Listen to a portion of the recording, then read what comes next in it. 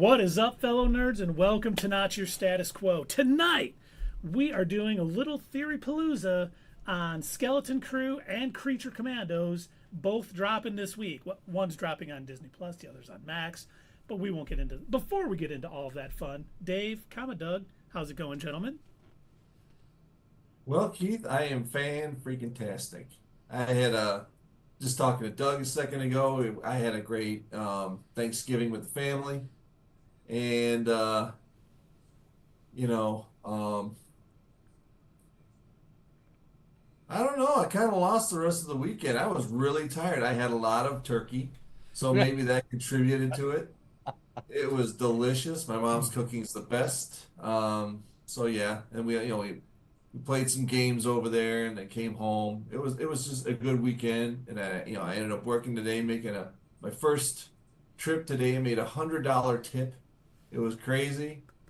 The guy said he just suddenly came into money and he wanted to pass it around. I'm like, okay, I'm not gonna say no. Yeah. So it was nice.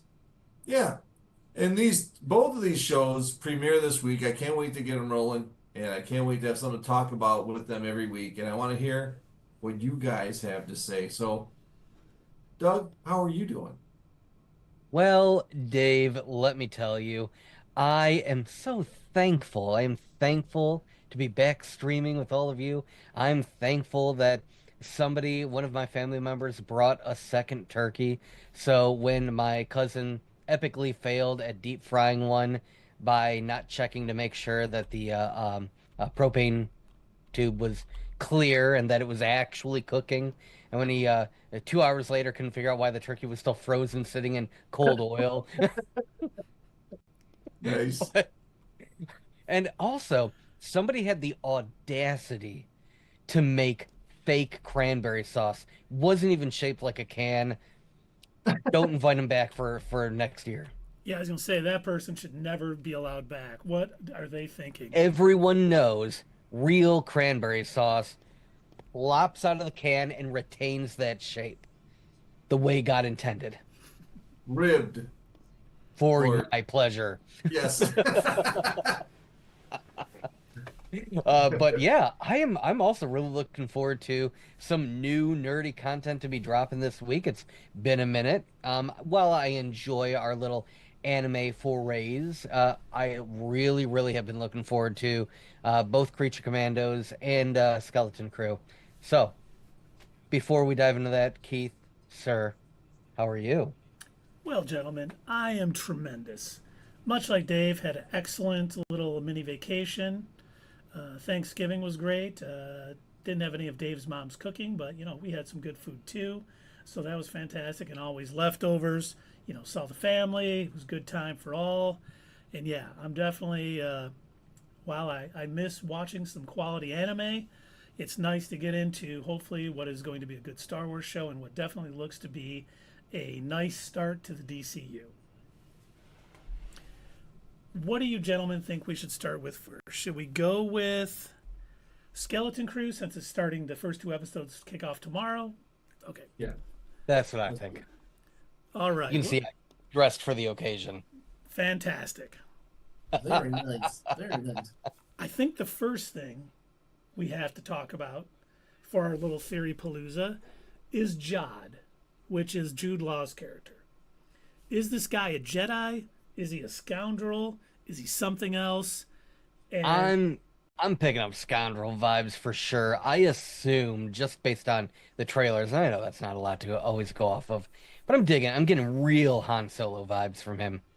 Now we do see Not him Lando what looks Calrissian vibes. definitely Lando vibes, but we do see him bring a key to his hand when they're locked in a cell in that first trailer. So maybe he's maybe he's multi-class. Maybe he's a Jedi / scoundrel. Maybe he's not a Jedi at all. Just force sensitive, yes. I think A that joundrel. A Chandra, oh God. You just invented a new Star Wars term. George Lucas is copywriting it as we speak. I came up with Joundrel first. I definitely had it December 1st at 8:15 p.m. Eastern time. Dave read it and he said it on the air. That's mine. Oh, throw him, Kathleen. Throw him to death. So it seems like we're all in agreement. He's definitely not what he says he is. Because you see the kids calling him, "Oh, are you a Jedi?" and all this, and he seems to, any scoundrel would tell them whatever they want to hear to get them to follow. Oh, yeah, yeah. Now, I think the reason he's trying to help them is because, well, two things. One, I think that ship they found is from the Old Republic. Definitely not. We see I was that. thinking something like that too. Like, there's something valuable about the ship. It's either there's a bounty on the kids or one of the kids specifically. Somebody wants one of them for some reason, or it's something on the ship that he's after. Whenever I saw him, like, just in the posters in the trailer, just his whole look screams, this guy shoots first. Now, the thing too, in the one trailer, they're like, "Oh, we got these Republic credits," and they're like, "Those are old Republic credits or whatever," and they look gold. Now, here's my first theory of the night. I think this ship, somewhere probably in the nav computer or something, has the location of a lost treasure. Oh, And so the this is going to reason be like a whole treasure hunt thing? I think it's absolutely going to be a treasure hunt thing. Absolutely. It's not going to be a map to Luke, is it? No. This does Too take soon. place. This does take place during the Mando, Ahsoka time. Of So, course it does. yeah. That seems to be the sweet spot for these shows. Yep. But will they intertwine? That's the question. That is a question we are going to talk about. But the reason I think it's kind of sort of like a treasure hunt thing, because we do see in the second trailer, they walk into like this room. It has like a giant like golden skull, it looks like, and it looks like it just has a bunch of stuff, which makes me think more theory on adding on to that theory that this show is basically, it's kind of a Goonies type treasure hunt sort of thing, is because I think because we see so many pirates and everything, we see them kind of land like in this docking station that looks like a bunch of pirates in it and stuff. I bet it's some old pirate's tale about this lost Old Republic treasure from like pirates back in the day. And it's a story that's passed down, and every pirate knows it, and this ship is somehow the key. And then obviously it looks like they find it, and I'm sure Zod will turn on them at some point. But that's just things I've tried to pick out from the trailers, because they make reference to the Old Republic credits, and then when they walk into that room or whatever it is that looks like all gold and everything, it makes me think treasure boys. Now, I remember back when we were doing, I think, our Theory-Palooza for Season 3 of The Mandalorian. We had gotten a glimpse of, it was either that or it was a What's Next. But we had gotten a glimpse of what turned out to be like those pirate ships. And I remember you had wondered if that would tie in any way to the Skeleton Crew. You had made that reference back then, thinking, "Oh, I wonder if this is like a backdoor pilot or just like something that's going to tie into Skeleton Crew." Do you still think that there's going to be some interaction between the pirates that we see in The Mandalorian? Yes. Okay. I do think that crew that we saw in season 3 is somehow going to tie into Skeleton Crew.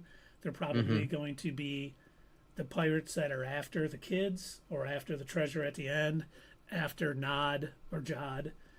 I think it's all going to tie in. At first, I at pre-season 3, I thought the kids were going to come from Navarre. But that's not, after seeing the... what? Yeah, Dave Navarro. That's a Navarro. Yeah, like Dave Navarro. Okay, Yeah. Dave. Yeah, not Dave, That's just the name of the Navarro. planet, Navarro. Right. You're right. I knew it was something like that. But I do think that they're going to be involved somehow. Obviously, if this takes place after season 3, they've kind of had a setback, fighting with the Mandalorians. So maybe this is them trying to get back, to prominence in the galaxy by finding this, long lost Old Republic pirate treasure, enough to buy them new ships and whatever they need. So I do think it'll tie in. Filoni and Jon Favreau, our executive producers, on it. So I do think there's going to be a little tie-in to the Mandoverse that we've seen. Nice. Well, here's what I'm worried about. You know, with it being about the kids, is it going to be a more of like a kiddie type of show, or is it going to be more like a Stranger Things type of show, like with that level of I don't know what the level of word I'm looking for is, but the same kind of storytelling. Is it going to be more kidded down, or is it going to be like a teenager, or is it going to be like an adult story? Because you know it centers on the four kids. So that's what I'm worried about. Because if it's too kiddie, I'm probably not going to be into it. But if it's more like Stranger Things, that'd be fantastic.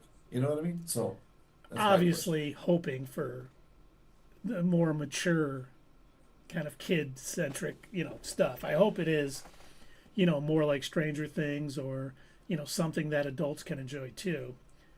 I hope it's kind of geared towards kids a little bit too, because, my son's going to watch it with me. And so I hope it's something we can both enjoy.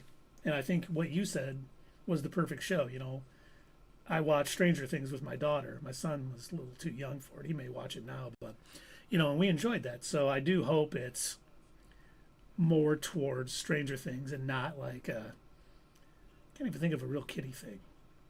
Because if it was like Goonies, I mean, while Goonies is a kid-centric, so you can enjoy that as an adult too, because it's like The Sandlot, where it's a kid's movie, but it's not so overly like silly or kid-centric that you can enjoy it too. So I'm hoping we get something we can all enjoy. Yeah, I just thought the kids looked kind of young, but All I have we to will. say is if I don't see that elephant kid get literally cut in half by a lightsaber, I'm going to be so mad at this show. Can it be a vibro sword? No. It's got to be a lightsaber, and it's got to be Anakin's blue lightsaber because everybody knows that that is a Child Slayer 2000. And then all of a sudden That's now child's it's play. going to tie into the future movies, and we're going to find out how Maz Kanata got that lightsaber to begin with instead of a good story for another time. We're going to find out it's because it went on a rampage once again. Through the power of the thread. I mean, the force. Right, yeah. Oh man, I hope that happens. I mean, no, I don't. No, I don't. I don't want that You're poor sitting there elephant. watching it with your son. You're like, whoop, nope, not this. Daddy, why did that elephant get sliced in half? He was gonna be Elephant Hitler, son. First of all, horrible. Right? Yeah, yeah. Two. It's funny because two things I was worried about, which I hope does not happen. One, I hope if they find that there's some lost treasure, it does not tie in any way, anyhow, to the Emperor's exegol plans. They've done That's enough, where the treasure is. It's on Exegol. dude. It's I underwater. On trust me, Exegol. trust me. I thought about that. I'm like, they're gonna do it, aren't they? I went back and forth, like, oh, they're definitely gonna try to tie this into exegols. Like, they're gonna find the treasure, and Jod's gonna be like, haha, I work for Palpatine. Hey, let's take it, boys. And they're gonna take the treasure away, and it's gonna be underwater shipbuilding kits, and people. So, so Judd is going to be a dark force user, bordering on potentially becoming a Sith. But then he's going to have a moment in the end where he risks his life to save those kids, sacrifices himself, and as they're holding his head in their hands and saying, "No, don't go, Judd." They're like, "I have hope." Oh my God. Good He, God, he, no. he becomes General Grievous the Second or something. Oh no. His organs get implanted. Oh God. That's why he's got that permanent cough. He had like emphysema. Keep that up, Doug. We may add channel points to you to do your General Grievous impression. I wouldn't be able to survive doing that. But yeah, the other thing I was thinking about, because in the comics, there was another person who had like a treasure trove, and that was Grand Admiral Thrawn. Yeah, he does. Hmm. That's a good way to tie it in. It is, yeah. And then he comes back like, "Where's my treasure?" And it's like, "Oh, yeah, about that." Or Well, you've been gone, dude. Jod could be a servant of Thrawn, waiting for him to Ooh, come back too. And that would be a could be nice too. way to kind of tie in to what's going on in Ahsoka, what's going on in the Mandoverse. Hopefully, what the Mandalorian and Grogu movie is going to kind of be, amping up for that whole potential huge crossover, pre the Force Awakens. So that's what I'm hoping. I think that's best case scenario. We get some ties to Thrawn without it being too heavy-handed. We get this nice little story with the kids and Jod and pirates and all that other stuff. It's for whatever reason. I don't know if you guys know the backstory for this, but John Watts pitched this to Jon Favreau while filming Spider-Man: No Way Home. He said, Oh, "I got really? a Star Wars story," and he said it. Jon Favreau was like, "Yeah, actually, that sounds great." I guess he called Filoni and said, "Hey, John Watts has this Star Wars story. He wants to do it. Are we down?" And Jon Favreau was like, "Yeah, I think we should do it." So, I mean, I think that's a good starting point. If Favreau and Filoni are on board, Hmm. I hope we're going down the right Yeah, path. if they hear the pitch and like, "Oh, shit, yeah, that would be great in the Star Wars universe." Because And Watts, I trust their decision making when it comes to like weaving together a coherent story. I think more than anybody so far. Yeah, no, I'm with you. and Watts is directing the first and last episode. Is that right? That's correct. We looked that up the other day. Yeah. That makes So sense too. yeah, it's good to bookend it like that because then Mhm. he knows how it's going to end and start, and then tell your story. The other Otherwise, writers can help fill in the gaps. yeah, Hmm. Yeah, and it sounds like this was written as a whole, which is always good. Hey, we know where we're starting, we know where we're ending. I'm We sorry, it was what? I know Who? Why it's would you do that? It makes no very sense. very un yeah. Lucasfilm of it, but and You mean you weren't thinking of season 2 when you wrote this? What are you, crazy? no, I'm thinking more the trilogy. I'm sorry, the duality, the two movies where neither writer or director wanted to do what the other one was doing. Right. Oh God. Yep. Oh. So a lot of good things pointing this way, and it's funny because when I was watching this, I was rewatching the trailers to get ready for this, try to put some Hmm. thoughts together to see what I thought. And do you remember in Solo: A Star Wars Story in Drayden Voss's office there was like a crystal skull? Oh. Indiana Jones? Well, a lot of people thought it was a reference to Indiana Jones, and it probably was a little bit. But there was also a book. Now this is obviously legends in Star Wars. It's not canon, but there was a Han Solo and the Lost Legacy book where there was, I believe he was a pirate called Zim the Despot, and they were kind of looking for his treasure or this lost artifact of something that was kind of like something to gain power. I can't remember. It's been so long since I read it, and I should have looked it up more. But basically, Zim had a crystal skull that he kept with him, and I wondered if that was in what was in Drayden Voss's office, and if that could somehow play into all of this. Because obviously, if they have the crystal skull of Zim's, that may be a piece of the puzzle to finding this long lost treasure.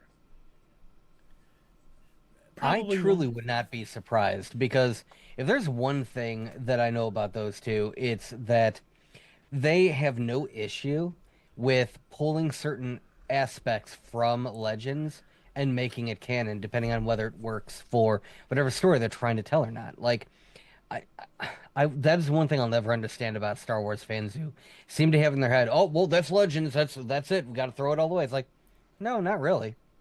I mean, have you met John and Dave? Like, they are more than happy to be like, "Okay, I like that. That's dumb. We're not doing Luke with two U's. That's stupid. But this is great. I'll totally do a pirate story, and Thrawn is amazing. We'll pull him back out too." And honestly, Thrawn may have a lot of pull with some of the pirates out on the Outer Rim. Mm-hmm. Now, the other part. Do you think, because this is obviously, I don't want to say a different galaxy, but this is obviously away from Well, the they main. do keep referencing that the kids end up in a different galaxy. Is that different galaxy the known I don't know galaxy if of like Star they're Wars? using the wrong wording or what. Yeah, that's.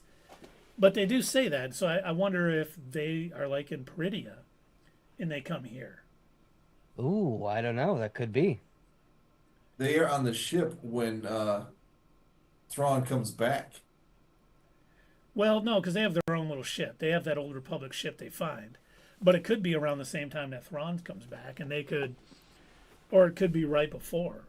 And if they have keys to Thrawn's treasure or an old Republic pirate treasure, I mean, there could be a lot of people who, wait, we got to get this ready for, his return, because I'm sure before, what's her name left for Peridia to bring him back, she let people know.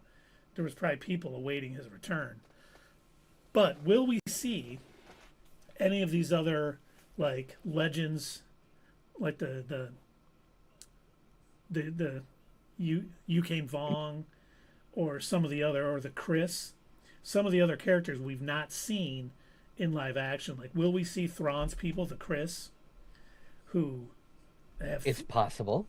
or will we see the Yukane Vong, who are like this just ravaging sort of horde that come in? Obviously, it's not, it's legends now, but it was in the R.A. Salvatore books, and they kind of came and attacked, and they were, very hard to pick off.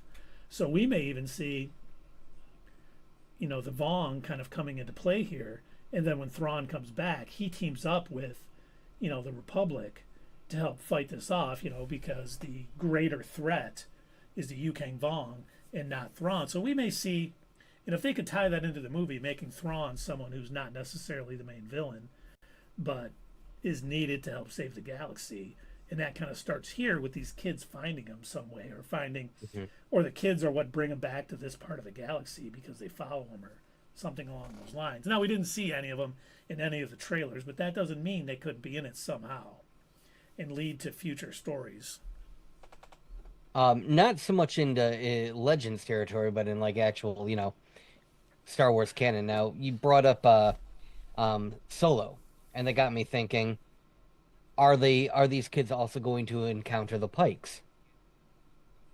Because if we're dealing with other aspects of, criminals in the Star Wars universe, it could be very likely that they're going to come into contact with these group who are normally around when it comes to, spice dealing and whatnot. Yeah, especially And how many times are they going to go to Tatooine? How many times? well, there's 8 episodes, so at least 8. Right. Oh, one of the kids needs to utter, "Oh, I hate sand." Hey, we're coming up to a desert planet. Oh, I got a bad feeling about this. That's not a moon.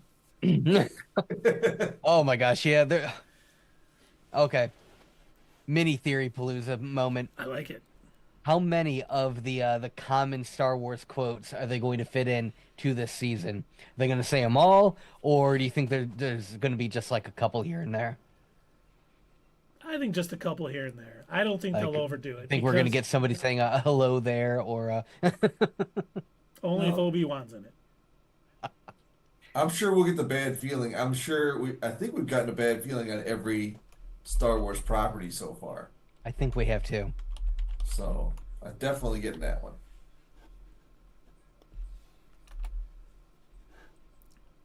So hopefully, what? My thoughts keep escaping me. Every time it goes silent, I'm like, oh, I'll say that now, but then I forget what I was going to say. Have you thought of not being old and forgetting everything? No, hey guys, how you doing? Oh, hello there. Oh, hello There it is. He said the thing. there. Sorry, it's a process that started, and I don't think it's going to stop. Unfortunately, yes. Father Time is undefeated. So Yeah. it would be nice if, because I didn't even think about some of the other syndicates, because we know the Book of Boba Fett showed us, there's still this crime syndicates are still out there. Will we see the moped gang with their bright colors and spinning shots? you know, because if the pirates are getting involved, there's a good chance that the crime syndicates would also want anything of value that these kids may, I don't want to have to say access to, but could, this ship that they have could lead them there. And it could be, in the nav computer, or it could be something else that's on the ship. But, everyone could get involved, honestly. We could see pirates, we could see the crime syndicate, we could see the New You Republic. can see Boba Fett. We could. You know what I would love, and it's such a silly little thing, but I would love if this happens to take place around the same time as some of the other seasons of the other shows. I don't know if they're doing it linear, where this is going to take place now after Ahsoka, or, where this is going to fall in, but it would be hilarious if this took place around the same time as Book of Boba Fett, Mandalorian, just before Mandalorian Season 3. If we have the kids walking through, one of these space terminals, and they just happen to walk by Mando, arguing with the one ship guy, like, hey, you can't bring these weapons aboard. Just like a little background thing going on. Yeah. It looks back like, wow, that's a lot of guns. Like, keep going.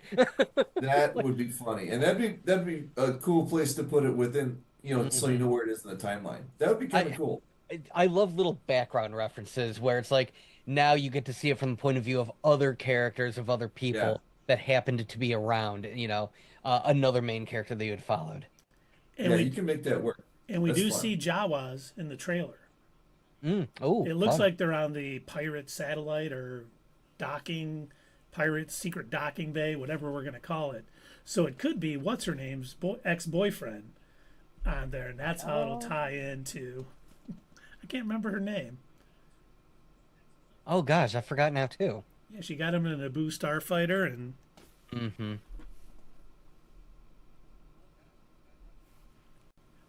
that doesn't matter. But Yep, we're all old men. yes, unfortunately, well, not so much Doug. He's younger. I'm getting there. He's younger, but yeah, not. Peli. Yep, Pelamata. Is that right? Peli Motto. Yep. Pele Kaliki Maka. But yeah, maybe if they do stop on Tatooine, we'll see her, and maybe help get their ship fixed, and she'll watch the Elephant Kid. Should probably call him something else. Sorry about that, Ellie. I am not an animal. Future kid that's about to be cut in half by a lightsaber. And that's like episode 3, so it's early. It's. Oh man, just like the first episode, he's running around wearing a red shirt. I'm just like, oh. I mean, Why do I have to wrong go? universe, but still. Why do I have to go down to the planet? Right. Just shut up, Elephant Kid. Do your job. I have a name. No, you don't.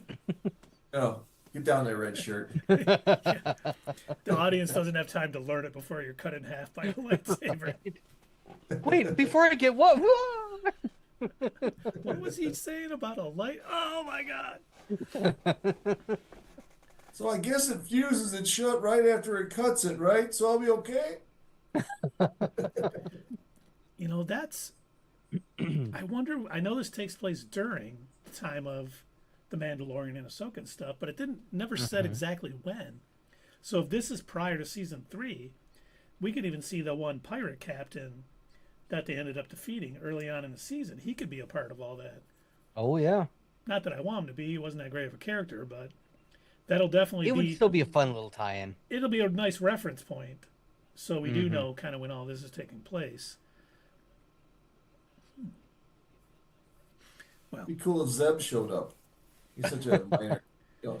In the live action universe, he's been kind of a minor background character. Why not?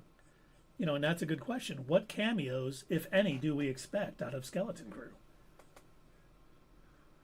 I would love it if they did something like Doug just mentioned. Like they walk around and then something that was happened on another show is in the background, so we know where they're at. That would be an awesome way to do it. I think that would be like the best kind of cameo is one where it's not the center of focus. It's just like you recognize it, as they're walking past you. Oh, hey, I remember that scene, but it's like just a little Easter egg for the people that have seen the other shows because it's so weird to find this out because we watch all this stuff, but there are people that still haven't watched the vast majority of these Star Wars shows. I was talking to somebody the other day who was a huge Mandalorian fan, has not seen Ahsoka, has not seen the Book of Boba Fett, which I guess they're not missing out on much there. Well, they're missing out a couple good episodes. Yeah. One specifically, at least. Yes. 45, yes. That is kind of shocking to me.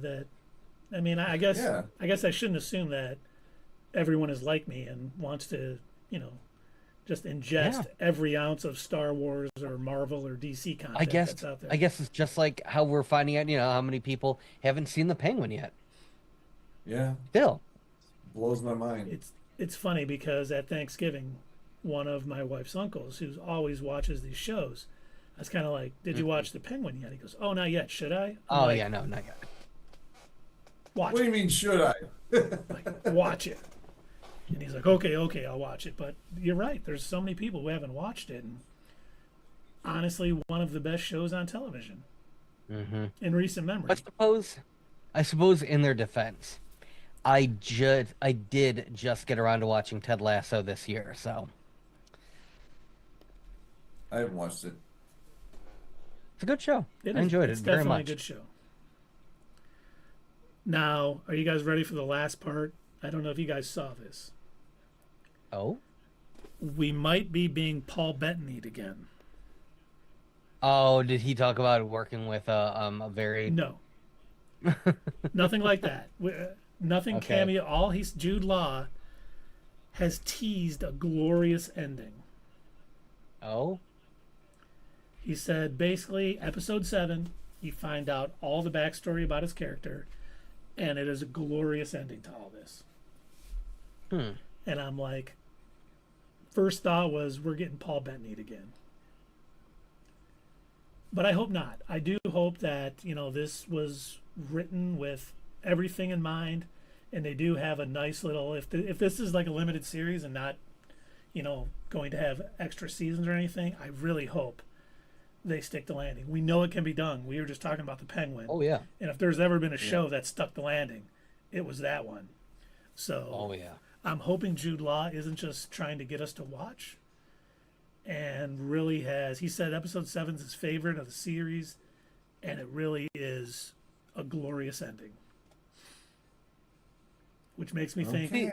I will say the whole Force user aspect of it keeps tripping me up. Like, I know if you want a good, successful Star Wars, you got to have the Force in there. Unfortunately, they don't seem to think that shows like Andor will always work. But, all right, whatever. But it works so well. It did work so well, but I know it's like, I see Jude Law, and I've seen other characters that he's played in other shows and movies, and God, I tell you, you're missing out on a potential backstory of him being a former Imperial officer. And then, like, turning to a life of, being a scavenger and a criminal. If it wasn't for the scene with him bringing the key to the cell, I would not think he has any Force sensitivity whatsoever. Yeah. But unless he has some other trick for doing it, like he has magnets in his hands or something, it does seem well, like he's they Force mention sensitive. on Wikipedia that he's Force sensitive too, and I don't know if that's to be trusted, but I think he's Von Rog. Oh, yeah. Huh? I think he's Von Rog. Oh, really? Yeah. Crossover alert. Feige is doing a Star Wars movie at some point, so. Not anymore. Oh, that sucks. What happened? Lucas filmed it. It got Lucas filmed. But it's really in weird production, so they can't claim it on their taxes. because I don't know if you guys saw this, but while they said that Kevin Feige's movie is no longer happening, Rogue Mm-hmm. Squadron is back. Oh. And who's on it? Do we know? Okay. Same people? Same people. Same people. Huh. And according to no one at Lucasfilm, but other sources say that Rian Johnson, sorry, Dave, I didn't want to mistake. Brienne. Yeah. Rian Johnson's trilogy is still happening just after he gets done with his Knives Out movies. I can't Well, I thought imagine we he would had- want to do that, though. I thought we had a 10 through 12 coming. Well, Yeah. 10 has been put on indefinite hold at this point, waiting for a script. So I don't think anything until outside of the Mandalorian and Grogu, I don't think anything is etched in stone at this point with Lucasfilm, because they Sounds announce hundreds of things and never see the light of day. Right. And then we That's hear what I was gonna things say. like, Sounds like Kathleen Kennedy is announcing stuff again, and when they told her to stop, and she didn't apparently, because we keep getting announcements and then rescindings. none of this was Lucasfilm though. This was all insiders and other things are saying, Rogue Squadron's back on. Mm-hmm. The Rian Oh, Johnson is okay. back. So Is there's going to no happen at guarantee some that point. either. Correct.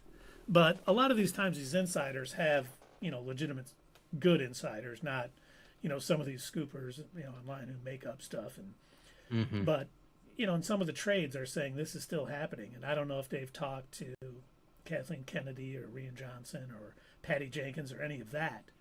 Well, But actually, Patty Jenkins did say Rogue. She was asked about it, and she did say that it's still something that they're working on and going to do.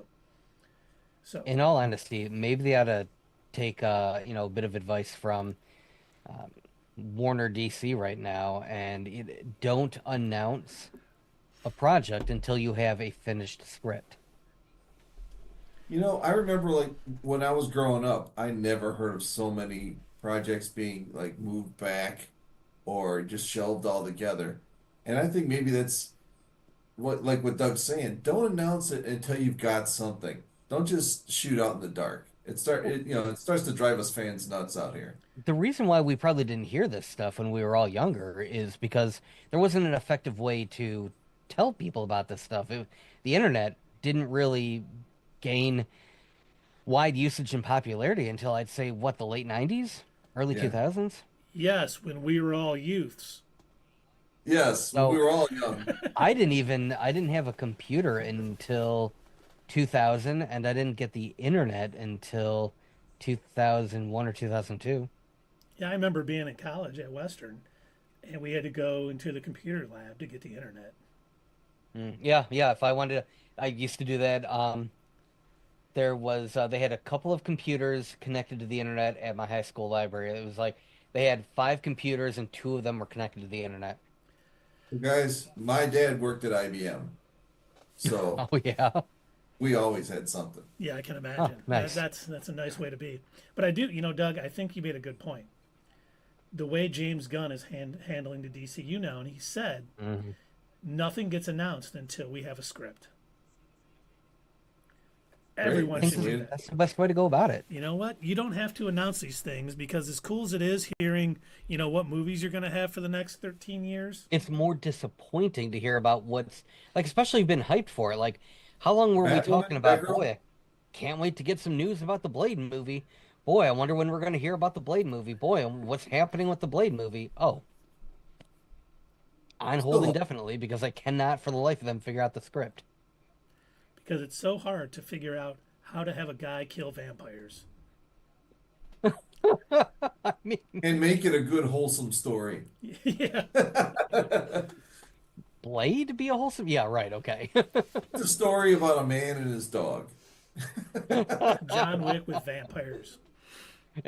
Basically, yeah. There you go. That'd be sweet. No, I would watch that multiple times, no problem. But, Oh yeah. let's hope that all of the major studios start doing that. You know what? As much as we want to hear about Phase 7 and 8, maybe you just say, we're going to be, Phase 7 is going to be the Mutant Saga. And we're going to have an X-Men movie or something. but don't give out every project and then see it never see the light of day. Because you're right, Doug. That's more disappointing than anything else. Yeah, let us know what the overall theme is, and then once you have a completed script, do that. You tell us, okay, this is going to be one of the movies in this overall themed saga. Like, Keith mentioned, this will be the mutant saga, or this will be that. I think what might also benefit Star Wars is if they move away from the trilogy aspect. They clearly shit the bed doing that. So maybe stick with one-off movies and shows. Like, they can be set in different time frames, whatever you pick. But maybe since trilogies are so hard for them, don't do them. Just if you come focus on one movie and, stick with that. Right, if you come up with it, go with the story. If you've got a big enough story for That's 3 movies, that's what I'm trying to say. Yeah, And but don't set out to just do 3 movies. Right. And not have the idea how to do it. yeah, if you're going to do a trilogy, have the entire trilogy written Yes, so the it is whole coherent story. and makes sense. But We've solved it all. Lucasfilm, Marvel Studios, DC Studios is already doing it. We got you. Just call us. We'll let you know what to do, and we're all good. that's a good story for another time. When's another time, Maz, huh? When's another time? When's that happening? That was written, and JJ was like, "Oh man, someone's gonna pick up on this, and it's gonna be great." Crickets. Rian Johnson was just like, that's stupid. Yeah, no thanks. I got other stuff. All right. I got other stuff to ruin. I'm gonna set up this Dave? really weird bad guy with 0 backstory and an even bigger scar with even less backstory. All right, somebody's gonna pick this up and run with it. Rian Johnson's like, that's dumb as shit. Cut this dude in half, just like this elephant kid. Bring it back around. And then you know what? I'm going to leave it for him to clean up that mess in the next one. And JJ, because he has not not a single creative bone in his body. Oh God. Oh no, I don't know what to do. JJ, it kind of seems like Kylo Ren is being set up to be the perfect villain. No. He's got sexy abs. We can't do that. You sure? Kind of seems like that was a direction. No. Palpatine, bringing him back. You know what? In fact, let's redeem Kylo Ren. It'll be so cool.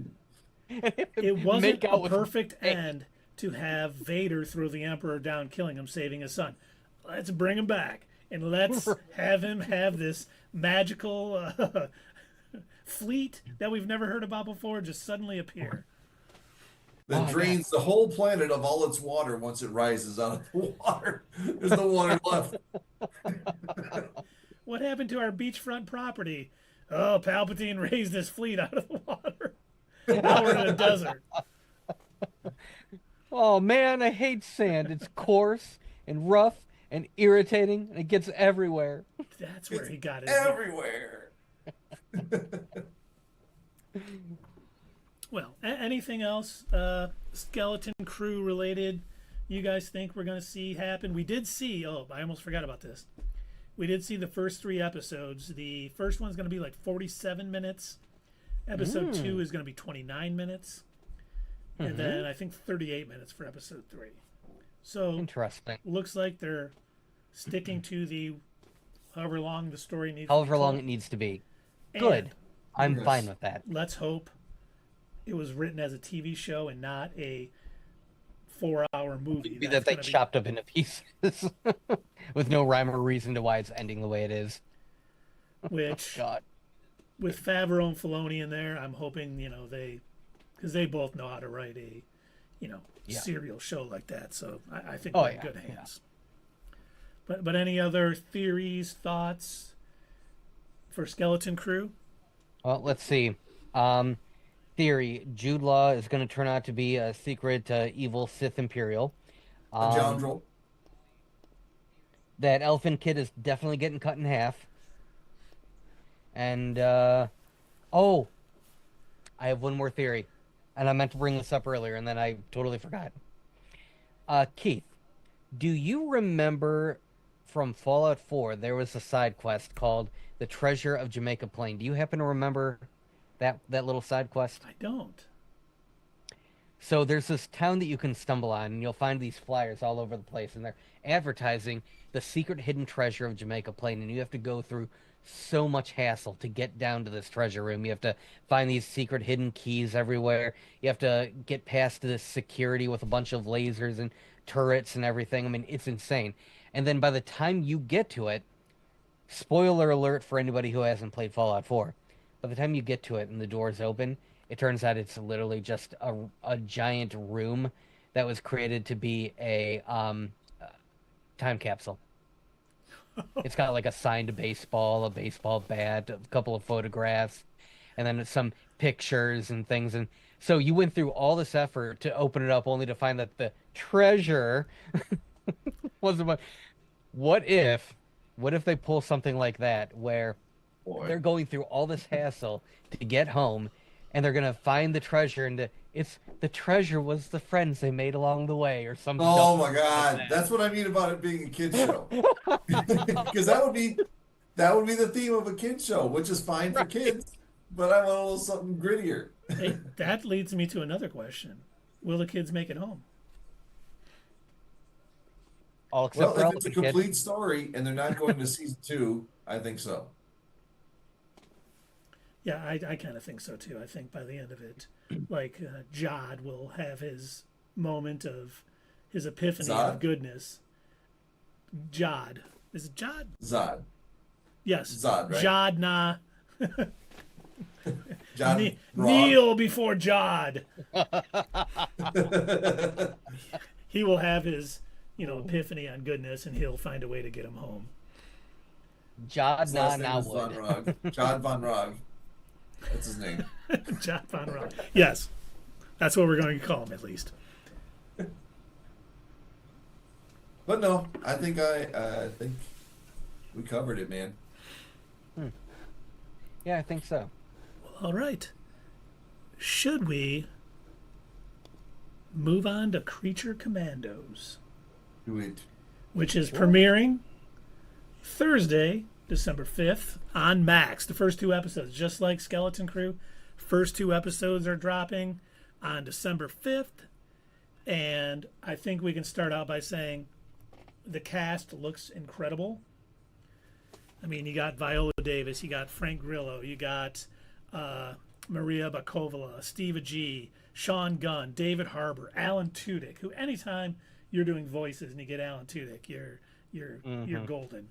And then you also get Anya, I don't know how to say her last name, from The Witcher, who played Yennefer, is playing Circe. And the first teaser trailer did not have her as like one of the cast at the end, and then she was added on the second one. I don't know if that means her role has increased for Creature Commandos or what, but I thought that was kind of interesting. So hopefully Circe is a bigger part. We did see her in the trailer, so we know she's going to be in it. But I think the question is, we know at the end of Peacemaker season 1, I can't remember her name, but Amanda Waller's daughter kind of spilt the beans on Argus and all that was going on. And I think we are going to see the fallout of all of that in Creature Commandos, because we do know, James Gunn has said, if it's mentioned in the DCU from anything in the past, it is then canon. And he's also said that pretty much everything in season 1 of Peacemaker is canon outside of the Justice League cameos that happened. So I think it's a fair assumption to say that some of the fallout from what happened at the end of Peacemaker season 1 is going to affect everything, especially because we got both, trailers with her saying, well, the government got involved and we can't use human prisoners anymore, but Right. these Now it's dumbasses are not Like, human. These sentient thinking beings, not human, so it's okay. It's like the ultimate loophole. That's why they call it Project M for monsters. God, I did it again. I had something to add. Keep going. Maybe it'll ring a bell. And I keep Nice. I'm thinking, off. with the fact that we kind of see Amanda Waller walking Rick Flag through, and it looks like he's going to be kind of the leader or the person in charge of the Creature Commandos. Sure, Is he sure. going to take over Argus at some point? Because Amanda Waller's probably getting a lot of heat right now after all that was spilled. And not that she's going to step away fully, but I wonder if he is going to become the kind of figurehead for all of Argus. And that's why Frank. Will she be still running it from the background or something? I think so. But the fact that we know that. Frank Grillo, Rick Flag Sr. is going to show up in Superman and Peacemaker season 2 already, which has been confirmed by James Gunn. I think he's going to be the face of Argus and all of that stuff while, Amanda is kind of in the back actually running things but keeping a low profile because of some of the, things that have happened in the past that have been spilled. I know what I was going to say. It was the Alan Tudyk role of playing it as Clayface on Harley Quinn, and he said his role as Clayface on this show is like the inversion of what he is doing on the other show. So that'll be awesome to see what his range in doing that, and that character is just going to be a psychotic killer. Which I wish it was the Clayface from Harley Quinn. It would steal too much of the theater. I hear the show is going to be dark and it's going to have moments of levity, but it's not at all going to be funny. Yeah. Well, and it's funny too, because it's funny you mentioned that, because in the trailers we see what looks to be multiple missions. We see like them killing Nazis, which could be GI robots backstory or origin. We see Clayface, we see Circe. So it looks like there could be multiple missions going on throughout the first season, or this could all be. James Gunn did come out and say that we're not going to see origins for like Superman, Batman, and Wonder Woman, but a lot of these characters are characters that most fans, outside of some hardcore DC fans, don't know who they are. Like if you walked up to a kid and said, "Who's Dr. Phosphorus?" they'd be like, "Is he in Sonic?" I mean, the animation of him, you guys know what my initial thought was. I'm like, oh, that looks just like Blight from Batman Beyond. Yep. And James Gunn really knows how to write these misfit Yeah. characters and yeah. put them into a team, because he just takes So all good. their insecurities and puts them together like a puzzle. And if know. Guardians didn't prove that, then I mean, the Suicide Squad should. Peacemaker should. It's just his fourth endeavor in this area, and I'm sure it's going to be great. Yeah, I have no doubts that this is going to be entertaining. And like you said, we even saw this is going to be pretty graphic. We see Weasel like biting people and blooding them. We see GI Robot just blasting Nazis' heads off and stuff. It definitely is not a kiddie thing, but it does make me think about what we could all see. I mean, we see Creature Commandos in the comics was a thing that happened during World War II. And I wonder if that is going to kind of be where they get the idea for this. Like there was a Creature Commandos during World War II, which GI Robot was probably a part of in the show. And that's what gives Amanda Waller the thought to, hey, we're still doing our task we'll force. Just reactivate this old program. Yep. Because they're not humans. And I think we may see, when we see GI Robot's origin and possible backstory, it may be as a part of Creature Commandos during World War II. Because he's probably... I could see that, and that'd actually be kind of cool. Would be the only person that would probably survive that long. Because I can't imagine Frankenstein or no, because Dr. Phosphorus was born during a nuclear age. So, I guess World War II could still be it, but it'll probably just be GI Robot. But it'll be nice to see, Gee whiz, I sure do feel like vacationing in Japan here in 1943. He wasn't there for the explosion. He was just forced into a nuclear chamber, which gave him his powers, I believe. But I'm looking forward to seeing how they structure it all, because much like, some of his other works like Guardians and the Suicide Squad, he does a good job of giving you backstory and character depth in a short amount of time. So we may see that overwhelming you. Yes. We may see backstories and origins intertwined while they're on missions in each episode. So it may be like each character has their own sort of episode. Even though everyone's in it, it's their backstory, their origin, kind of explaining why things are going a certain way. Can I give you a good example of how he does backstory in such a great way without like plot vomiting at you? My favorite is back in the first Guardians of the Galaxy movie when you get to see Rocket for one of the first times right after they get sent to the prison, and Peter happens to notice the stitching and the metal and everything in his fur. This is just after they got blasted with the orange shower or whatever.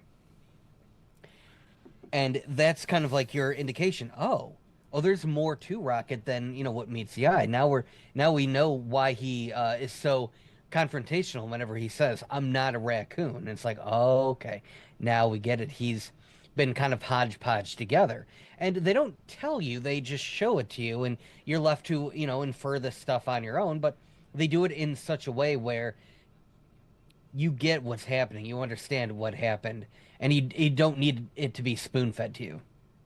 Yep, he gives you that. If you're paying attention, you get it. It does. I like what did you say? Plot vomiting. Yeah, yeah. Did you coin that phrase? Because I love it. Maybe, I don't know. It feels like that's what happens with a lot of the Batman movies, where it's like they have to constantly retell you Bruce Wayne's origin story and everything, or it's what happened with Zack Snyder's knockoff Star Wars. Which, by the way, funny little mini tangent. I couldn't remember the name of Rebel Moon over the weekend, and I was trying to describe it to somebody, and so I had to ask my Alexa. I was like, "Hey, Alexa, what was the name of that terrible Star Wars knockoff that was on Netflix?"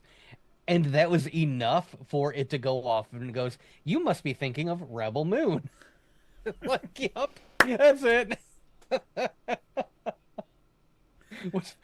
Alexa, what's that piece of shit movie that Zack Snyder couldn't get even George Lucas to greenlight? Alexa, what is the movie that didn't even register on the Doug scale from Not Your Status Quo? You're thinking of Rebel Moon by Zack Snyder. That's it. Which movie got a -10? Oh, Rebel Moon 2. You know what? I'll Alexa, never know. what are 'Cause I'm any never of the watching characters' names? What are any of the characters' names in Rebel Moon? Blood Axe. Blood Axe. Everyone remembers that one. Oh my God. Oh Lord. At least Zack Snyder gave us something that we can reference to as one of the worst things of all time and laugh about That's how where poorly the made bar it was. is for terrible movies. the fact that even Morbius, Madam Web, and other terrible movies that we've seen are not as bad as Rebel Moon. That's saying It's like something. if you can be better than that. I'll say this, hand on whatever holy book you want me to put it on. I think Rebel Moon is worse than Wonder Woman 84. Yeah, I would agree with you on that. That's coming from Doug, though. That's pretty big. I mean, I rated it at a 0.5, I think. Wait, which 0. one? Rebel Moon or Rebel Moon. Yeah, I think you gave it a 0.5. Yeah, I think you gave it a 0.5, yeah. And I gave it Because I like the music or something. I think that was it. So, yeah, wow, for Doug to say that being worse than, wow, that's saying something. That's telling you, people, don't ever watch Rebel Moon. But Don't like waste we Or have the to- director's cut. like we have to tell anybody that even the huge Snyder Bros are not pushing, Rebel Moon. That's never trending. Netflix is already moving on from it. Like, we don't need any more Rebel Moon movies. You want to do something else? Yeah, okay, we'll give you something else. But no one is asking for more Rebel Moon. Nobody is watching it. It's gone. No. It's gone the way. When you think about it, I mean, really, what we've said all along about Snyder, I only like 2 of his movies, and they aren't even just like okay, you know what I mean? Yeah. 300, well, actually, I guess 300 was pretty good. I like 300. I'd say that. and you guys really liked what was Watchmen. Yes, The Watchmen. You guys liked The Watchmen. Can you think of any other Zack Snyder movies that you did like? Yeah, the one lollipop one. The what? What the hell was that one movie he did? There's one more. Sucker Punch? Yeah, Sucker Punch. Oh, I like Sucker Punch. But it I was like average. I like Dawn of the Dead. That I didn't see. But you know what? Didn't James Gunn have something to do with He that wrote one it. too? He did. Well, that's probably James what Gunn saved wrote it. Zack Snyder directed it, and apparently Zack Snyder also directed the trailer for it. And good choice. We all know what he does with trailers. He does some good He is trailers. amazing. It's a good trailer. It's a good opening to a movie. Really hooked me in. And then everything else he did after that was garbage. Unfortunately, but back to Creature Commandos. Yes. Back to something that's going to be good. Can I just say that the animation looks impeccable on it? I told you guys that I had recently watched, some of the newer DC animated movies. Not a huge fan. Somebody had made a comment saying that they look like DC's knockoff version of Archer, and I'm like, that's it. That is what that animation style looks like. I couldn't put my finger on what bothered me about it. But seeing the trailers for Creature Commandos looks impeccable. It looks like they finally got some standards back, like they brought back some of the former animators that maybe that Warner had let go of or something, because we know that they were purging a lot of their animation, which friggin' why? And James Gunn is going to want to do good animate. He doesn't want to go cheap. He's more of an artist Oh, than definitely. some of these people. He Definitely. wants it to look good. He wants it to sound good. He wants it to be good overall. He's not going to allow crap to be put out with his name on it. Yep.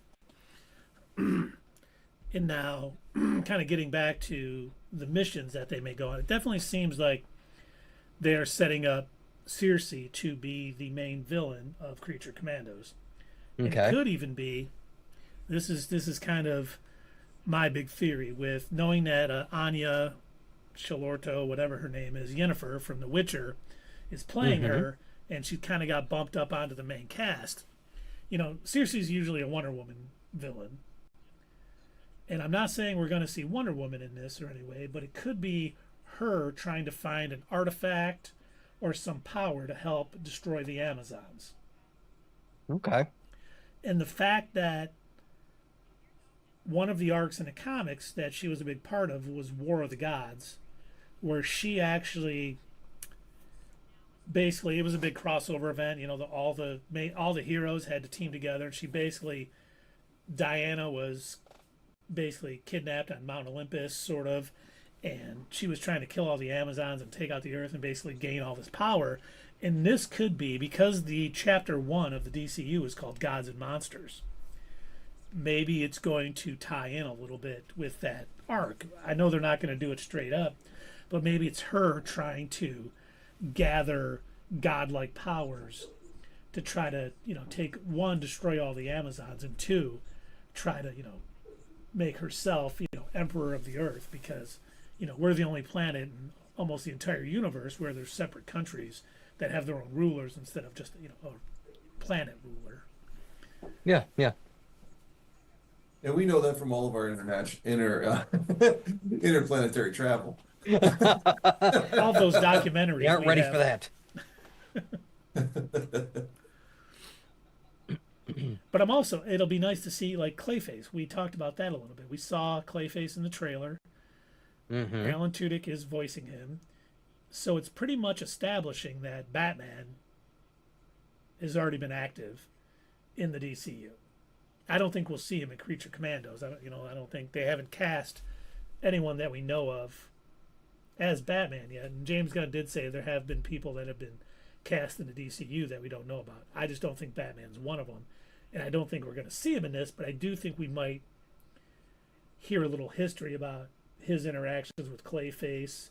And I can't tell if they're trying to recruit him for Creature Commandos or if he's just one of their missions where he, like, breaks out and they have to capture him. Or maybe he's in the same prison they are. He definitely is planning on having a separate DCU version of Batman, separate from Matt Reeves? Yes, that is Okay. the like Matt Reeves crime verse or whatever they're calling, and he's already said that the All right. DCU Batman will be a different actor playing it.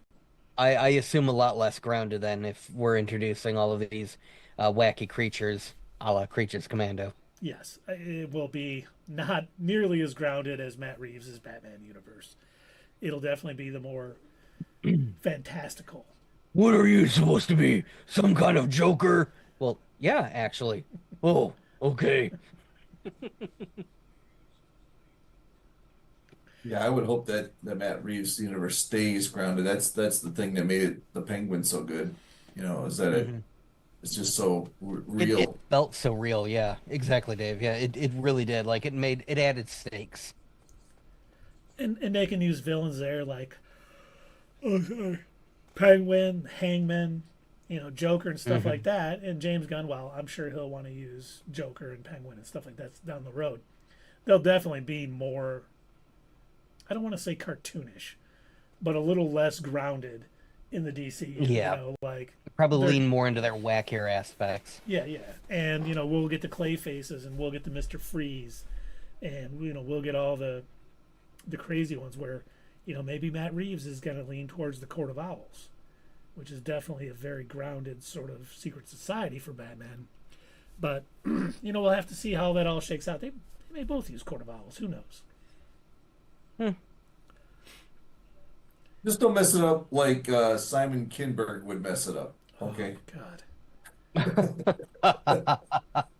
You know, twice.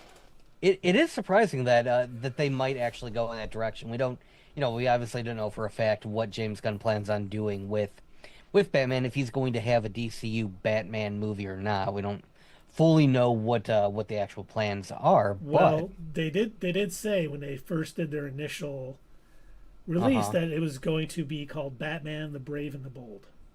But okay, all right. From the soap opera.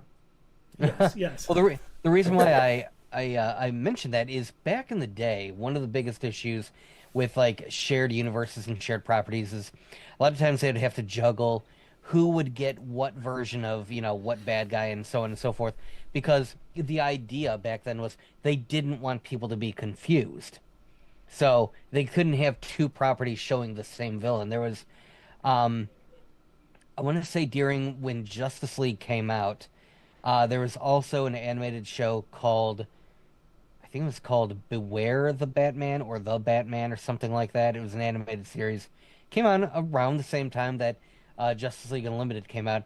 And so they had to limit which Batman villains they were allowed to show in the Justice League, because they were afraid if there were two versions, one from the Batman animated series and then one from the Justice League animated series, it would confuse kids into thinking, I don't understand why the Penguin looks different in these two shows. I think it was The Batman. Okay, I Because couldn't that was remember the what it one. was called. I don't think they finally had Superman appear after the Justice League cartoon ended, because Yes, they yes. didn't want the confusion. But Beware the Batman was another show that was awesome. I don't Oh, know yeah? if- yeah, that was like Alfred was a M1 agent and stuff. He wasn't just this doddering old fool. And Katana Nice. was in it. It was really good, but it only lasted one season, and which was very unfortunate because Oh, it was also the reason why the Teen Titans animated series, why they could never use the name Batman. Whenever Robin would speak about him, he'd talk about my father figure or my mentor, my teacher. He couldn't use the word Batman because they didn't want people to get confused. audiences are so much smarter than that. I Which really, clearly James Gunn must think so anyway. yeah, I hope. Yeah, but I'm not worried about James Gunn. I'm worried about like Warner Brothers Yeah, executives. Warner. Aren't we gonna, James, you're gonna have to put the kibosh on this because we don't want audiences to be confused. We already have a penguin. just do a new villain that's not in the comics or any other movie, because we don't want to confuse Right. comic readers or other moviegoers. Let's just have a brand new villain. Why would we do that? Batman has the best rogues gallery ever. Confusing. We want this to be awesome. Oh my God! I think we need to jump into tangent time for a minute. I don't Okay. know if you guys saw this. There was a report the other day that said Warner Brothers is not happy with the Superman trailer and has told them to make it better. Make. And James Gunn, someone had, in threads, I think, had said, "Is this true?" And James Gunn said, "Let me just tell you that as the head of DC Studios, the only person who is giving any advice about the trailer is me to the marketing team and the people working on it. And I will guarantee you, if I want something changed, I don't say make it better. I give much more, I give." And I thought that was great. That sounds really familiar to me, by the way. It does. Gee, who else may have uttered those words? I don't know what happened. The Better. The best thing about that too is like, okay, some scooper had said, "Oh, this is what I hear is going on at Warner Brothers," and of course, it got out of control. Everyone's like, "Oh my God, Warner Brothers not happy with the Superman trailer," which made me first think, "That's great. If the executives don't like it, it's probably good." Well, And then stuff. you find out, yeah, none of it's true. And then there was another report. This one made me laugh even harder. They said that the Superman trailer is getting delayed because the Kendrick Lamar album dropped and James Gunn got distracted by listening to it, how good it was. And James Gunn, of course, said, "Yeah, great album. That's not true either." He has spent so much time debunking all of these horrible, rumors that get started by people, trying to get clicks on their websites or, make their social media money by getting clicks. That it's just, it's crazy. But God, the only truth left on the internet is James Gunn. That's pretty sad. But then it's funny because he comes out and says so many things like, "This isn't true, this isn't true." It becomes a story too when something comes out and he doesn't debunk it. It's like, "Oh man, this hasn't been debunked yet. I think it's true." And he's like, "Sorry guys, I was vacationing with my wife. This isn't true." And so it's not a story. Okay, great. God, how many times do you think he's had to like stop, in between taking sips from a Mai Tai or something and be like, He doesn't drink. "Oh, He's sober. taking sips from his virgin Mai Tai," There we go. Yeah. saying, Maybe he takes a couple hits off his duty. He doesn't do that either. Oh, he just shoots up then. Yes, only shoots up. he's an '80s baby through and through. Only Yeah. He doesn't do any more drugs, but he did enough in the past that his creative mind is where it is. good. No, perfect. he doesn't do any more drugs any more than he did before. It's like He doesn't do any the less answer to either. the question. Right. So the answer to the question, how many drugs did you do? The right amount. Exactly. Just enough. I got a pitch for a show which is a bunch of monsters being controlled by the government doing some missions. Sign us up. Sold. Great. Oh, fun little Alan Tudyk moment. You guys are familiar with the fact that College Humor, they changed the name to Dropout officially, Yeah. right? So they now have their own streaming service. They do a whole bunch of game shows. One of them is like the nerdiest game show I have ever seen in my life, called Actually. And the idea isn't necessarily just to answer a trivia question and get it right. It is to figure out what was said incorrectly about this trivia question and then out-nerd the other contestants. And they decided I think the latest episode, they brought in a whole bunch of voice actors, and they had them like, answering questions about voice acting and dubbing and stuff. And they had 3 mini games where they said, okay, try and figure out who this famous voice actor is. The first one, and they're guessing all these famous people. Turns out it's Alan Tudyk. Like, Nice. oh man, wow, how did we not know? Okay, and then they do it the second round. They're guessing all these names. It's Alan Tudyk again. And then you'd think they would have learned, so they do it for a third time. They're guessing all these names. It's Alan Tudyk for a third time. Oh my gosh. Nobody said Alan Tudyk. No, nobody guessed that because they didn't think they'd do it 3 times in a row. And they all had to admit he has such a wide range. He is so talented with the amount of different expressions he can put on, the amount of different voices that he can portray, that it's really easy to not realize that that's who you're listening to because he does he does so much amazing voice acting work. Yeah, like he was the chicken in Moana. He was something in that Revan and the dragon thing. I mean, you see his name pop up. You don't even know it's him when you're watching the movie. Yeah. And it comes up, oh, Alan Tudyk. It's like, oh my God, that guy is incredibly talented. I really am looking forward. It's funny because as much as I was joking about wanting to be the Clayface from the Harley Quinn thing, which is, his Clayface with Ron Funches's Shark King Shark, just makes that show pretty much. I want to see like him do it seriously, and it's probably he's gonna be great. I mean, there's no voice he doesn't do that's not great. So since this is supposed to be set in the DCU, and we're pretty sure that the Suicide Squad is also set in there, does that mean that Sylvester Stallone's King Shark is now canon in the DCU? Since he hasn't officially said that everything in the Suicide Squad is pretty much canon, I do think most of it will be. And I think, as he said, if it's mentioned in a DCU project, it is then canon. Okay. I think the Suicide Squad will be mentioned because it leads right into Peacemaker Season 1, which we know is all canon except for the Justice League stuff. So I think it's going to be made canon pretty quickly.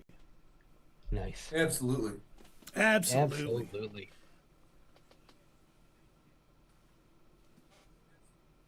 And when is this coming out again? This is this Thursday. 2 episodes are dropping. Nice. So Looking we got forward to 4 it. episodes this week. Oh, 2 on Skeleton Crew and 2 on Creature Commandos. And do we know how long those shows are? We know Skeleton Crew is like 47 and 29. I haven't seen anything on the runtimes for Creature Commandos yet. But people have seen it. Like I know Brandon Davis, when he interviewed James Gunn and people on Phase Hero, he basically said, I've seen 6 of the episodes, which is all but the last one. Wow, There's seven episodes, which, once again, this is the thing gives me hope in the DCU and them letting James Gunn run it. Someone asked him, why is there only 7 episodes? And he was like, that was the story I had to tell. good. Good for you. Which is exactly how it should be. There's not going to be any filler. It's all going to be what we need to get, and he's not trying to make it some even though I would argue, people, it's not an even number of episodes. 7 is a prime number. So we're good there. I was laughing. Do either one of you watch? Actually, Doug, I know you watched the first season of Shrinking. Have you? Oh, yeah. Have you seen? Any I of started this? the second season. There was a line that Becky and I both were laughing at. One of his patients was like, I always charge my phone to 17%. And he's like, why 17%? She goes, it's a prime number. And he's like, so is 97. And she's like, like that's this epiphany. Like it hadn't occurred. Yeah. No, so I saw the Roy Kent thing that you were referencing. I was like, oh, okay, that's what he meant. Oh, wow, that is really different. Yeah. Oh, by the way, you just reminded me, who's doing the music, the soundtrack for Creature Commandos? Oh, who? Kevin Kiner. Really? That's right. Yes. I had seen that. So Nice. I can only imagine all of his work for anything Star Wars related has been phenomenal. So I think he is going to do a great job on this. And I think with the writing and the acting, and I do really love the fact that James Gunn has said, in the DCU, if they're the voice for the animated character or they're the voice or they're the live action character, They're going to play, in both. it's going to cross over and everything. Good. And it was great too. Someone asked him, he's always answering questions, but someone asked him, hey, what happens if, an actor passes away or no longer wants to do a role? How are you going to handle that? He goes, well, if we need the character more, we'll cast someone new. If we don't, we'll just stop writing the character into stuff. It was like, we'll handle it as we need to. It's not going to be some universal truth that, oh, if this actor Mhm. doesn't want to re-up to be Superman, oh, we're done with Superman, I'll just recast or do something, Once again, The you don't fans have are going to be so mad if they I cast don't- anybody else. well, it's like the Balin Skull character. You gotta when you recast that, you gotta get that right. Yeah. He brought so much presence to the screen that will be a tough recast. I know they're going to have to because his story clearly isn't over. And if they do decide to cut his story short just because they couldn't recast it, I guess I'll be upset by it, but I'll understand if they truly couldn't find a decent replacement. I'm sure they could find someone who could do a good job. I just worry no one's going to want to do that role, after him because, it would be like following in Heath Ledger as the Joker. I mean, Right. thank God they got Jared Leto to do it, so we can get somebody else next. Oh my God. How long have you been waiting to tell that one? I don't know, Jesus. a while. Come on, he was the best Morbius you could ever think of. He has been the best live action Morbius we have seen. Well, That is true. There's no denying that right there. But I think, oh, Lord. okay, how about this? What are you more excited for coming out this week? Skeleton Crew or Creature Commandos? For me, Skeleton Crew. Really? See, I think Yeah. I'm For me, Creature it's Commandos. Creature Commandos. Yeah. I've been hankering for some new live action Star Wars. Same. Don't get me wrong. It feels like we have not had, a quality live action Star Wars series in a while. And I really do hope this is as fun as it looks in the trailers, and I hope it's quality and we have a good time. I just trust right now James Gunn in the way, this is like his wheelhouse. This is what he does so well. Where, I do think with the way Skeleton Crew came about with John Watts pitching it to, Favreau while on the set of No Way Home, gives me hope it's going to be good. I just, for right now, I think Creature Commandos is going to be better. I hope they're both good, but this is James Gunn's, forte. Mhm. Yeah, Skeleton Crew is really gonna have to convince me. I mean, I hope it's not bad, but I'm not expecting much. For you guys, what is the low bar for Star Wars properties? As in, what's something that already exists that Yeah. we That like? if it's better than this, then that's the starting I point. would say the Acolyte, but that's not a good place. Book of Boba Fett, if it's better than that, Yeah, that or because that's Obi-Wan. Mandalorian fight. Yeah, I'd say both- Resistance. Oh dear God, that's the lowest end, dude. I know. It's got to be better than Resistance. I mean, that's about as bad as it gets. Be better than that. That is the only Star Wars show that I did not finish. I couldn't do it. That was so bad. You set the bar pretty low, is what you're saying, Doug. Oh, yeah. Well, I mean, See, I think Dave and I were saying, what's the bar where it's got to be better than to be thought of as good? But if we're setting the Yeah. bar that low, yeah, Acolyte or Resistance. That Yeah. It's better than that, yeah. It's not gonna be hard to be better than that. Acolyte is hanging down there in the bottom of the ocean with Resistance. Like, oh boy, they're never going to be better than us. And Resistance like, whoa, buddy, I'm not with you. I don't know you. yeah, that if it's Resistance bad, I'm gonna be so disappointed. I can't imagine it's gonna be that bad. I mean, if they don't have singing witches, that's already like a bonus, right? As long, what's funny though? Think about this. The singing witches from the Acolyte actually made the singing townsperson from Zack Snyder's Justice League seem good. I forgot about that. Jesus. Oh, you mean the? Power of many. You know what? I think you're right. Do, do, do, do, Out of the do, two, if I was to Handy rewatch Man, one of do. those musical numbers, I would pick Zack Snyder's Justice League. Wow, that is a low bar. There's always something that's going to come and take that throne from somebody. There's always something worse out there, There's folks. always something. How, how And it's cynical usually and by Zack depressing. Snyder. And that was that. The funny thing is, like when that scene took place in the Acolyte, I'm like, why didn't they do this in Huttese or some fictional Star Wars language than singing this? Mm-hmm. Like at least if it would have been the same lyrics but not English, I'd have probably been like, okay, this ain't bad. All right, they're doing some chant instead Why of make it? Yeah, why make it a weird chant too?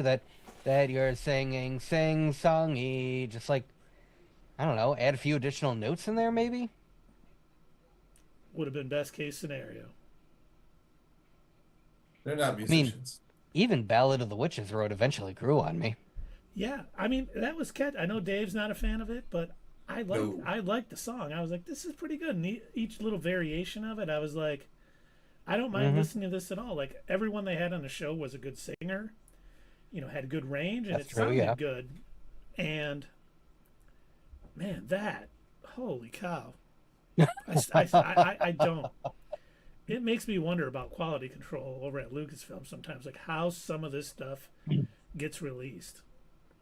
Like think of the quality drop from season 1 and 2 of The Mandalorian to 3. Oh yeah, that was pretty rough. Not great. Like how much of that was maybe studio interference, like trying to get something done or changed? Mm-hmm. They wanted to start a whole Mandalorian whole TV show, like where they could do any Mandalorian that they wanted. They could have, Yeah, Bo-Katan show after that. That's I what they wanted to do.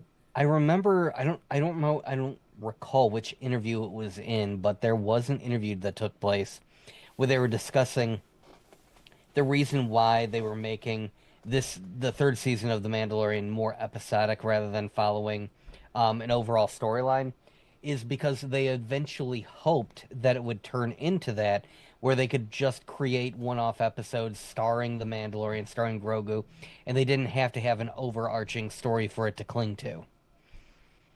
See, And it's that like, so you just wanted to be lazy. yeah, I mean, Yeah. I think people want that overarching plot to kind of, you may have side quests because I think that was part of the joy of the Mandalorian. He'd have these little, like he had a whole episode where his ship But got they all taken were by Jawas. part of a larger story. No, but like when his ship got dismantled by Jawas, and he just had to collect it all so he could leave with his bounty. That didn't necessarily go to the overall plot, but he had to get it together to go back, to get the bounty or whatever. And Yeah, to get back into the main plot. yes, Plus, that showed the depth of his character. Oh, It yeah, gave yeah. the character some depth. This is what he's gonna do. So that was a good show, good episode. yeah. And But like the one episode in the third season where they had to go and retrieve the kid that got kidnapped by the giant dinosaur bird, it's like, what does this have to do with anything? Like we're supposed to be having bath time with Mando. Come on. yeah. I still because remember I was in Florida for work, and you guys did that first episode, and I hadn't seen it yet, and I was kind of listening to you guys. I'm like, they're just being haters. And then I watched the episode, and I'm like, wow, they weren't wrong. This is different. This is what's going on. And honestly, I would be fine with having an episode about any Mandalorian, because I want to learn more about what's going on in the homeworld, Mandor. And, wait, is that what the homeworld's called? Mandalore. Mandalore, yeah. Would you call it Androport? We Mandor. called it Mandor. Mandor. It's been a while That's since how long we it's talked been that about we've it. had a good Star Wars TV show. And it'd be great to hear more about what's going on there because obviously they're, we know the mythosaur is down there and, it's not poisonous to be on the planet. It's not, there's so much they could do with all of that. And it seems like they just dropped the ball. Like Yeah. Speaking of that, another season 3 moment when Bo-Katan is like, asking the armor, what would you say if I told you that I saw a real mythosaur? Oh, well, the mythosaur belongs to all of us. Well, no, I mean, I really saw a real mythosaur. Okay, yeah, I believe you. And it's like, oh, okay, that's the end of the discussion. I guess that was easy. Cool. No, we don't need to look into this any further. The mythosaur is real. There is no point in arguing it. Okay. It's like, oh, wow, that got wrapped up. strangely quick. Yeah, because the lore was when the mythosaur returns, Mandalore will come back into its power, and they're like, it's here. Okay, yeah, cool. Okay, cool. Sounds great. I also got one with roast beef. That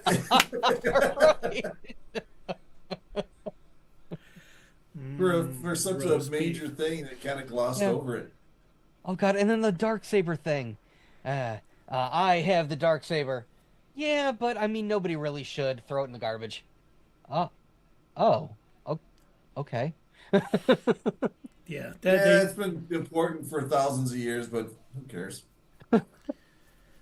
we don't need it to rule Mandalore. Let's not throw out all that history and stuff when we're trying to, rise back into power. Let's start something new.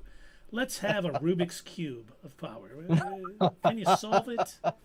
You're good. Oh my gosh. I think I was most disappointed by that just because Fatherly Fandom and I worked so hard on making that History of the Darksaber video only for Mandalorian Season 3 to be like, yeah, this is stupid though.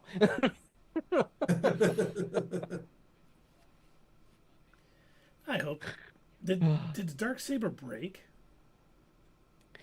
I think bent it or broke, something? like it got crushed or stepped on or something. I don't know, something happened to Yeah, it. oh my god, I almost called him Goff Midian instead of Moff Gideon. Grand Moff Gideon or He was just Grand- Moff Gideon. Just Moff. He was Moff Gideon. He didn't Okay, hit yeah. the grand stage yet. He Not hasn't been Goff promoted. Midian, who I hope he has a clone next season that's Goff Midian.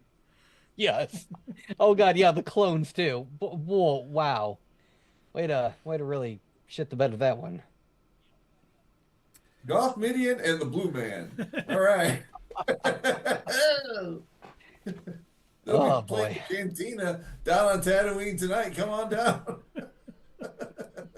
Sorry, didn't mean to drive it so thoroughly off into a tangent like this. No, hey, that's what we do best. Opening for them is the Ewoks tonight. I think we started off talking about which show we were most looking forward to. And it's definitely Creature Commandos for me. Yep. But I do hope we finally get another good Star Wars show. What was the last good Hope so, Star too. Wars show? Andor? I would love to have it. Yeah, Because Ahsoka was the last one, period, overall. I liked elements of Ahsoka. There were some episodes that were really good that I've gone back and rewatched. I'm like, oh yeah, shit, okay, this is good. Most of them had a lot of Balin in them, I've noticed. Yeah. Those are like the best episodes. But Ahsoka yeah, was good. I just wasn't. I thought the it finale wasn't was like kind of amazing. underwhelming. It didn't Yeah. didn't Yeah. hook me. There were probably a lot of, I guarantee I probably had a lot of phone moments with Ahsoka. And you remember our Sierra, who joins us from time to time, how much she loved, her characters on that show. Sabine Wren. Finally getting Especially live Sabine. action Sabine was like just made her year. I still I remember. know. She was so happy. I'm just waiting for her to pop up in the chat. I know. Give you an Arnold or something. Oh no, don't say that. Your punishment. But yeah. Anyone out in the chat wants to let us know what are you guys most looking forward to of these two shows? We got the kicking off of the DCU, which we do know now that the DCU was obviously starting with Creature Commandos, then Superman, then Peacemaker Season 2, which is already done filming. Then I don't know if we'll get Lanterns or Supergirl after that. Could be either one. I kind of No, hope no, Lanterns. I know. We don't know the lineup, and we don't need to. Just put out quality stuff, and we won't care. There you go, Dave. We Put out know quality stuff. we know what's coming out in the near future, and you're right. That's all we need to know. We don't need to know that they're planning on a Justice League movie in 2035 that's going to wrap Right. up, Chapter 1, Gods and Monsters of the DCU. Followed by the gun cut of Justice League. Yes. Which is 25 hours. And it's mostly them just sitting like in the watchtower talking, playing cards. Right? Oh, it's like that video game that Rick and Morty had, where They increase the realism to 100%. Right. Yeah. And they're Wow, floating there through doesn't seem to space. be a whole lot go. Oh, right, because in space it's very unlikely you would. Okay. Yeah, Oh, it's mostly empty. oh, look at that. We got a first time chatter on Twitch. Bottled yellow underscore green. Cheap viewers on viewersconnect.online. Thank you so much. Bottled I yellow tell you what, underscore green. we While I want like to, viewers, but we don't want cheap viewers. Right. we like our viewers to be the highest class possible. Hmm. Very, very demure, very, Very mindful. very mindful. Yes, but thank you. I do like the colors you chose. You know, green and yellow, the color of the Green Bay Packers, which I know Dave is slowly becoming a fan of and wanting to root for. Nope. He's given Nope. up on the Bears forever. Doesn't matter. I would still never like the Packers. Sorry.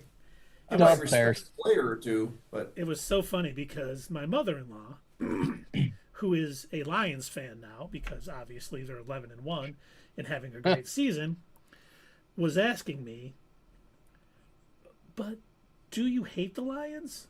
And I'm like, "Yes, they're in the same division as my favorite team. I don't like them. I don't want them to win. I was rooting for, and I hate the Bears too, but I was definitely rooting for the Bears on Thanksgiving because they were 4-7 and the Lions were 10-1. When your team is like 8-3 and in third place in division, you want everyone to lose." But she like couldn't comprehend. I'm like, when you've been a Lions fan for more than 4 weeks, you'll start to understand. You play these divisional teams twice a year, and you will learn to loathe them. You will learn to want them to lose all the time. unless you're Doug, who just wants everybody to have some fun. That's true. Yeah, pretty much. I just want all of those rough housing shenanigans to happen and for everyone to say, good game. I want everyone to shake hands and pat butts after the game. That's right. And I don't know. I know Dave is not a big college football guy, and I know Doug isn't. This weekend was like rivalry week. There was fights everywhere.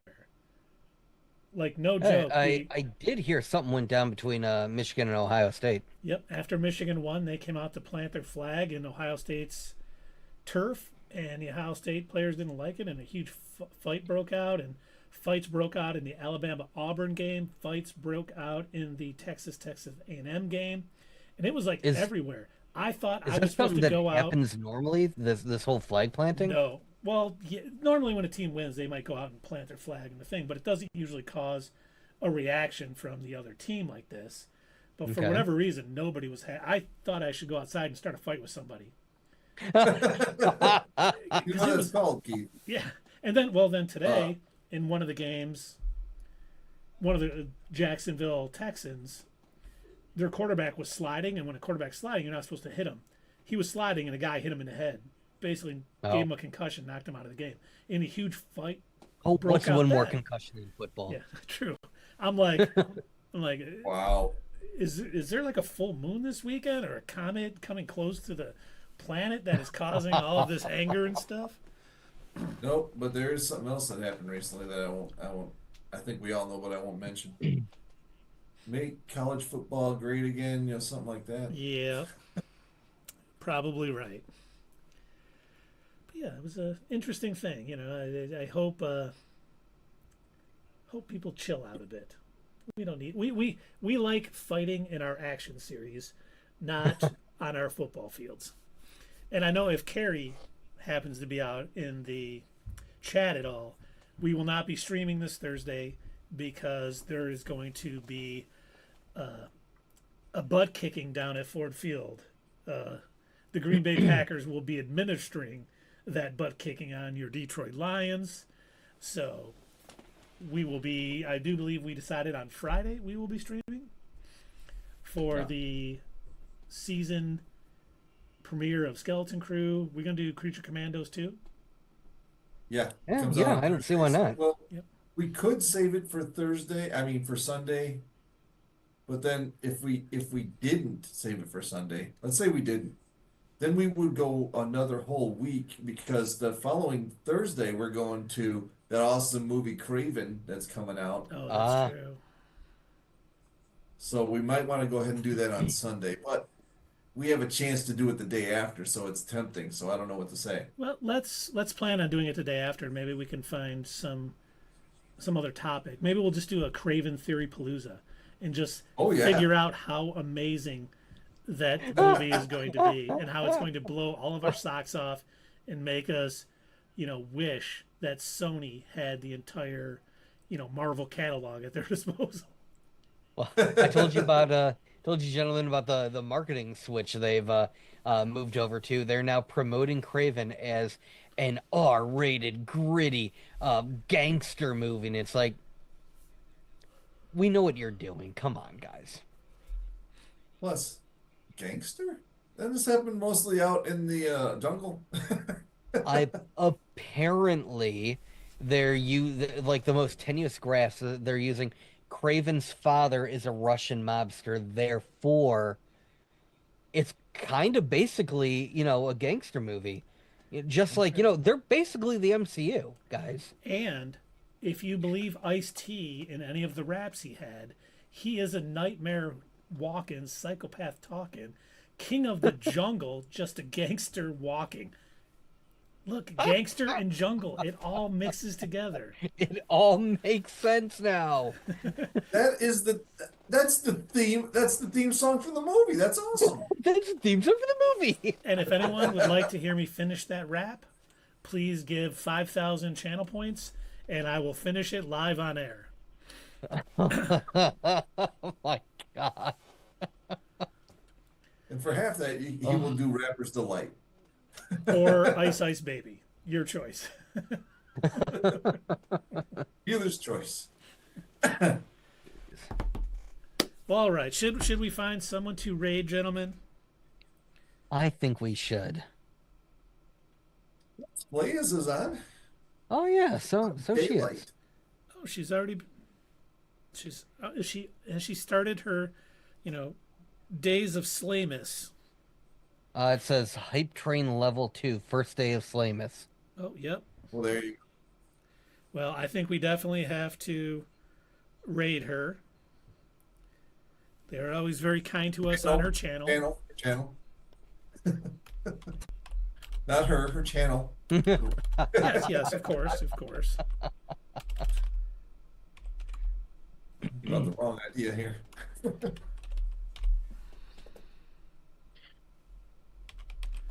And for those of you on YouTube watching this, what rating is it's sending our viewers to another channel, another content creator that we appreciate and like.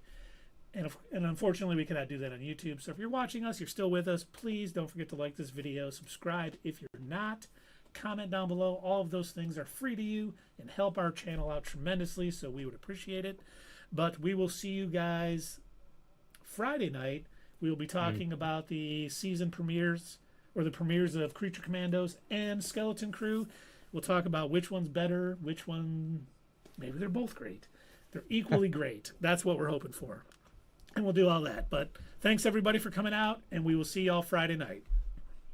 Hey fellow nerds, I hope you enjoyed this video, and if you want to see more of this stuff, make sure that you check out our Twitch stream. We try to do these live Sunday or Monday nights, 8 p.m. Eastern Time. Keep an eye on our social media to find out when you can join in live and chat with us during these live streams. Also, as usual, don't forget to check out our other social media. Add us at Twitter, comment down below, and we'll see you next time right here on Not Your Status Quo.